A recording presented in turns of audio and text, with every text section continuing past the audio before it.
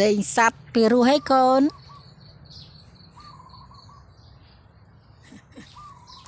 ថ្ងៃនេះថ្ងៃអាទិត្យទេតកូន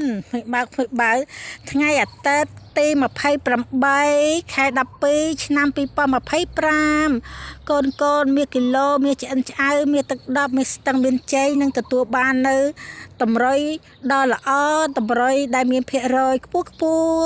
ដែលម៉ែសម្រិតសម្រាំងយកក្បួនរូបមន្តចឹងមកគិតអានេះគឺជាក្បួនដែលអត់មានភាពល្អៀងបន្តិចណាឡើយគឺស្មើត្រឹមតែម្ដងបើយើងគិតអានេះឲ្យត្រឹមត្រូវទៅបើមិនត្រឹមត្រូវទេលេខហ្នឹងបានន័យថាមានបញ្ហាអញ្ចឹងយើងត្រូវបូកដកគុណចែកហ្នឹងឲ្យត្រឹមត្រូវក្រោយមកដើម្បីឲ្យលេខហ្នឹងប្រកាសថាចេញចំពេលចេញចំថ្ងៃគឺយើងត្រូវប្រើពេលផ្ចិតផ្ចង់ផ្ទៀងផ្ទាត់ណាឲ្យល្អិតល្អន់គ្រប់ជ្រុងជ្រោយធ្វើយ៉ាងណាឲ្យលេខហ្នឹងប្រកាសជាចេញចំថ្ងៃចំពេលហើយកូនដែលចង់បានលេខកុំភ្លេចចុចមេដៃមេជើងផងកូនព្រោះឈ្មោះកូនខ្លះធ្លាក់ទៅក្រោមឆ្ងាយពេកស្គ្រូលងមួយថ្ងៃហើយអត់ឃើញទៀតអញ្ចឹងនៅពេលដែលកូនឯងចុចទៅឈ្មោះកូនអណ្ដែតលើវេហាលើអាកាសអីចឹងទៅណាកូនដូចអ្នកជិះថាហោះអីព្រោះម៉ោង4កន្លះ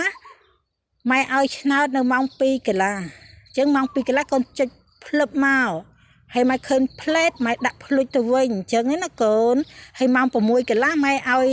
នៅម៉ោង4:40នាទីឬក៏ម៉ោង4:50នាទីចាកូនណាខ្លះចង់ចូលជាសមាជិកគឺ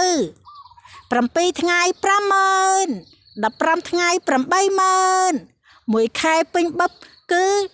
150,000ណាកូនសម្លាញ់ចិត្តសំណប់ហារតីកុំភ្លេចចេញមក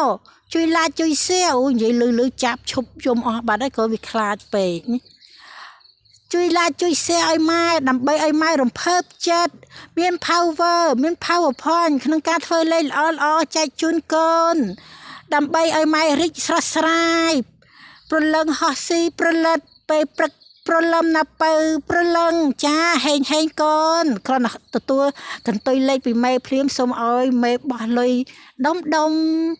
ឲ្យកូនងាយច្រើនគ្រប់គ្នា